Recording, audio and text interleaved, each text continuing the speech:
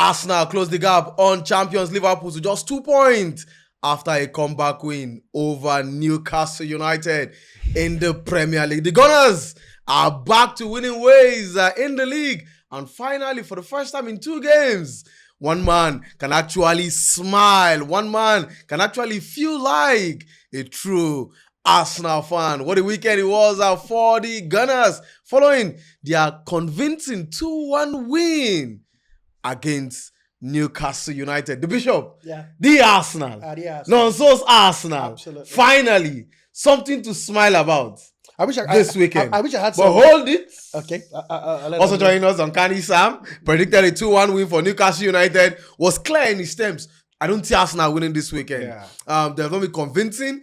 But there was something you said. Maybe if they become Liverpool overnight, and they became Liverpool overnight, 84th, 93 minutes, MERINO, the mixed striker, and of course Gabriel at the death. I feel sad for Newcastle United. I feel pain for them, but who cares? Who cares? They're back. And Arsenal are just 2 points behind Newcastle United. Behind Liverpool. Behind Liverpool, I beg your pardon. I wish I had some sour grapes for you. Why? Well, vinegar for you. But why? I don't have that here because, you know, when I did tell you that this Arsenal team are going through a phase, a purple patch, you were trying to give me the hair dryer and let me know that, come on, it's Arsenal, they just can't step up. Come on. Stuff of champions. Wow. So even though you could say this at first half. At first half, I was surprised that we're not even leading. To go down to the first strike at goal for Newcastle was shocking. It was like deja vu all over again, you know? The feeling of a certain Arsenal against Man City all over again. After that mistake by, of course, Gabriel, where they allowed go in. But again, the boy showed character. And no matter how much you want to flog Mikel Arteta, I think the squad in depth in this squad will show itself. You know, changes, a truckload, for lack of what, of changes. And everybody played their part to the 90 minutes. Like you said, they kept on fighting to the dying minute. They got the 2 goals. And voila, the rest is history. The boys are smiling. Come on, you Gunners. And 2 points. Come on, you Gunners. Absolutely. 2 points. So proud this weekend. Well, he has to. In a weekend where the top side, Liverpool failed to win. Chelsea were beaten by, of course, Brighton. Not like Man United is a big side, but let's just mention them. For pity's sake, we're beaten by Brentford. In that one, it had to be for Arsenal. You've forgotten. Tottenham drew. Yeah, Tottenham drew. You know, by the skin of their teeth. Bodman drew. But we're not for now. They were top of the table. They were part of the top guys in the table. They were topping it. I mean, they were ahead of Arsenal. They were ahead of Arsenal. And I predicted, I said, by this time, today, Arsenal will be fourth. But unfortunately, Arsenal are second. Yeah, Arsenal are second. Congratulations to them. I mean, congratulations of course, here's a simple truth, right? He changed his mentality. Why I made that prediction? Because of the mentality. Because of the last 2 games. You can't play. You have possession, but 60% of possession is within your own side of the. Listen, you did that against Man City to some extent until you considered, you understand. Then you start going forward. You did the same against Port Vale that you're supposed to go all out and probably get like 6, 7, 8 goals. Statement victory. But you couldn't do that. I mean, and it was so boring. Like you said, you didn't sleep before the end of the first half. So watching those 2 games, putting everything together, I was like, come on, I don't see this Arsenal team winning against a Newcastle team. Stubborn Newcastle. That has been stubborn. Not too convincing. They've not been winning matches. They've not been scoring. But they've not been conceding either too. You understand? Because last week, against Baltimore, I think at home, if I'm not mistaken, they were at home. Goalless draw. And somehow this week, before you know, they got that goal. Like I told you, of the Gabriel needs to change his mentality. Stop always looking at. Always trying to draw the attention of the referee. Yes. See, that touch was so light. Even if I were the referee, I'm not going to blow against that. It was so light, and he does that often and often. Because he does that a lot. This is not the first time. He could have gone up with. That is it. He would have got a simple body check. Simple. If he had gone up with him, and guess what? He would get the ball before. And guess what it cost? Like there was something I said. I said the day Masquerade is going to put his foot wrong, he's going to pay for it dearly. Because he was the one that actually hit the ball that led to that corner kick. Yes. Guess what happened? He didn't come back second half. Took him out. Yeah, he didn't come back second half. Took him out. Saliba.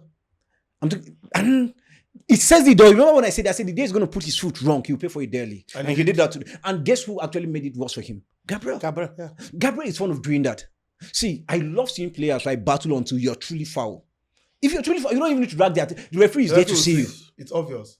You don't need to. You don't need to do this thing. That is not how winners. I mean, that's not how top players do. I mean, I remember the fatness of this one, the video of this one, the John Terry of this one, I'm talking about the Baka defender, Puyol of this one, even the Anthony Adams, the other Baka defender, the other Baka defender, PK. This is not how they play football.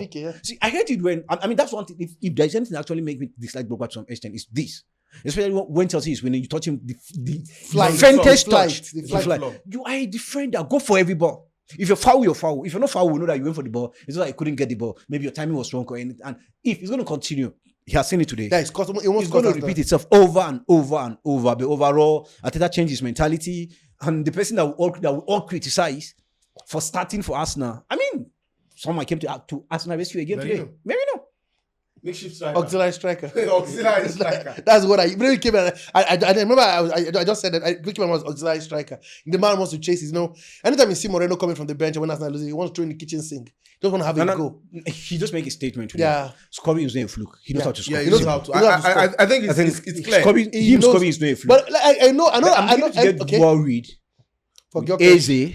I'm beginning to get worried with your courage, you understand? Even though I don't want to criticize him, like I said, this kind of game he's bought to score. Yeah. Not against the Chelsea of this, or not against this. Yeah. This kind of game he's bought to score. I think his movement was wrong. His positioning wasn't. He was not actually what his positioning was. He didn't get that clear-cut chance at goal. For positioning, because he also positioned himself very well. Because there are so many scenarios where he was supposed to be in the right position and get this ball, but he couldn't.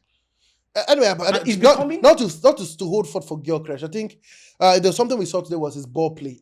He contributes a lot. Better than the last He's game. been doing that. No, he's been doing that. But today you could see the fact that he could turn around some strong. I was surprised how he wrapped his body around Botman and turned him around. You could see that the fact that he always want to start the play. But I think for a striker, he'll be judged by his numbers, and that's the problem.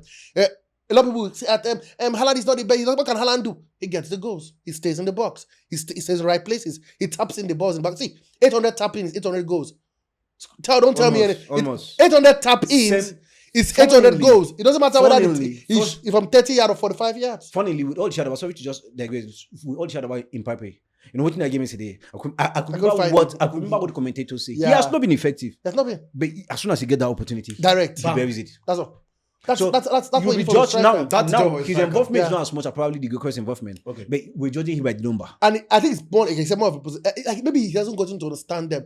But I know if you notice when this guy came into the game, Odegaard, he became freer again. Odegaard has been start injuries around there. Maybe he needs to find a good bromance like he did when he was with Saka, maybe with Gyökeres, because when he came in, Gyökeres became more freer. He must have had a tap in. The fact that the cut in from the square play from Kelly Miles was blocked. It would have been a tap in for him. So the position was getting better. But like I said, I don't want to trim. There's still light at the end of the tunnel. There's something you can hold on to. It's too early. Exactly. But for Benechese, it looks like a player that will score more goals than create.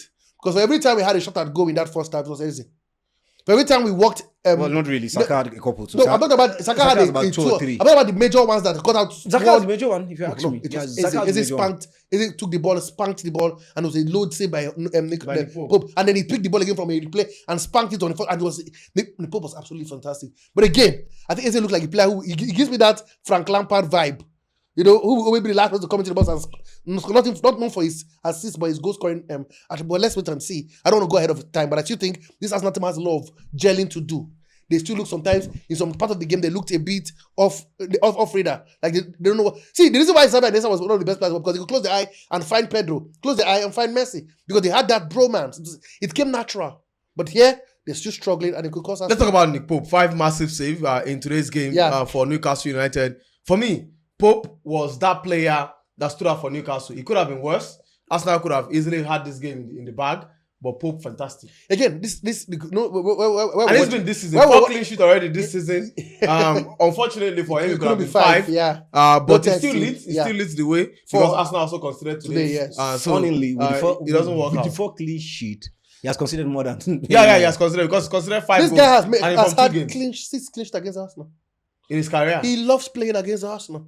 He's got that, that maybe there's players who does feel like when I play this team, I don't want to be my drawback for Arsenal.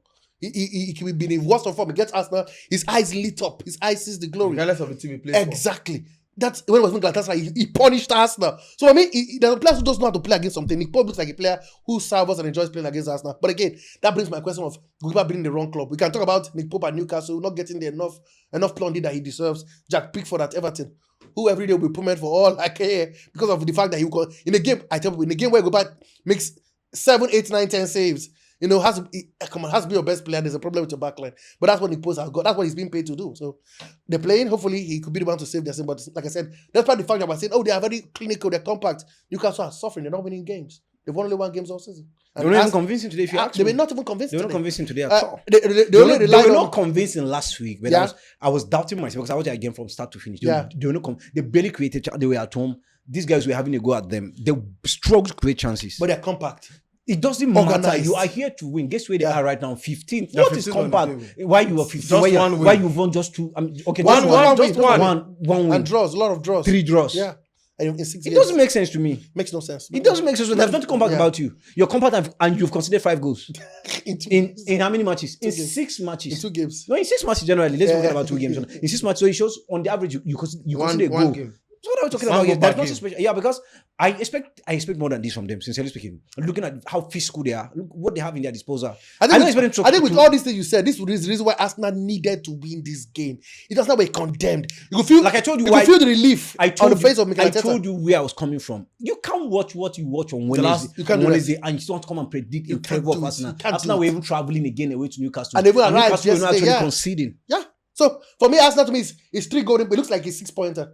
Yeah, it's 3 points in, but it looks like a 6-pointer. Why? Because Liverpool lost, Arsenal won, and the manner they won it, come on. Arsenal won the game, scoring a goal in the dying minute. Liverpool lost the game, conceding a goal in the dying minute. What a weekend for all Ghana fans around the world. Well, let's look at it now. They've closed the gap on Liverpool to 2 points. Yeah. Arsenal are now on 13 points. From your assume 8 points. Yeah, because it could have been. All of a sudden, it could have been. It could have been if they had lost today and been, result went in favor of Newcastle United and then Liverpool had won. But that tells you how things can flip. Now the Gunners are just 2 points behind Liverpool. Yeah. Now Liverpool, of course, will play Chelsea their next game. A potential banana peel. It looks like it is back for Arsenal. Yeah. It is on the card. No, it's not back because it's just starting. Come on, man. But it's on the card for them. Arsenal's never been out of the race. They cannot afford to throw it away right now. Arsenal can never be out of it. No, we said it. Arsenal, even if it's 8 points, Arsenal still are not out of the race. Yeah, of course. A lot of things could flip. Just like from 8 points to 2 points. Of course. And the fact that, let's be sincere, give it to us. Arsenal they played Man City. They played Liverpool. They've played Man United. They've played Newcastle in the first 6 games of the season. The only loss they've actually played is just Leeds and Nottingham. It's in European football. Go back and check. Leeds United, I think the only defeat they've suffered this season is against Arsenal. So if you look at it from that point of view, Arsenal had a very torrid start to the season. So even if it was 8 points, Liverpool is about to start experiencing theirs. Absolutely. So they had to play the only time they've actually played against is Arsenal. I love league football. When it comes to cup football, you could do the smash and grab, avoid the top guys to the semi-finals and then smash and grab and win. The league, boy, I'm sorry for you. You got to play everybody. So it's a long season. Arsenal are always going to be there. My problem is, do they have the psychological and the mental, wherewithal, their mental strength, to have to go toe-to-toe with Liverpool? Because I still doubt Mikel Arteta in charge. I know he looks like a relieved man and a happy man.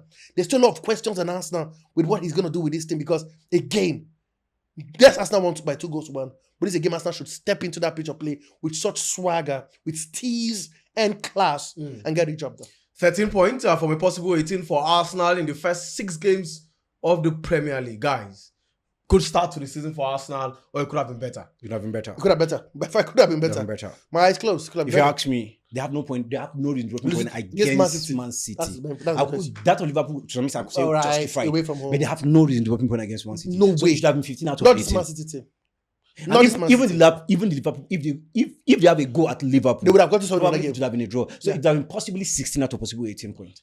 So it's a very poor, and among the top side, among the top side, only Arsenal have played practically among the top side. The only team Arsenal have not played in the top 6 or the top 5 is just Tottenham.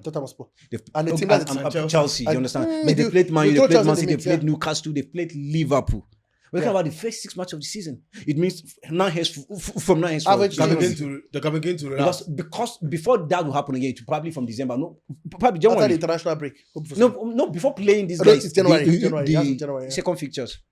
So end of this, so let's keep it. It's a poor start. Abysmal start. But again, golden rule. Bit was said before you. So far, not been pretty enough. But Whoa, I tell you, Arsenal could have done better. I think if you close, if I close your eyes and I ask you who should be the title contender this season, so you know, the first there's thing something comes to actually mind hammered will on over and over this season. Yeah, We say there is a depth in the squad. that's what we And it shows. And it showed today. It showed. Because I mean, look at the guys that were coming changes. off the bench. Everybody played their part. Mokereno scored. Martinelli, Merino, Martinelli. Lewis Kelly. These are guys that that started last season. Odegaard. Let's give that guy his flowers. I think this is why I must praise Mikel Arteta. He took a risk.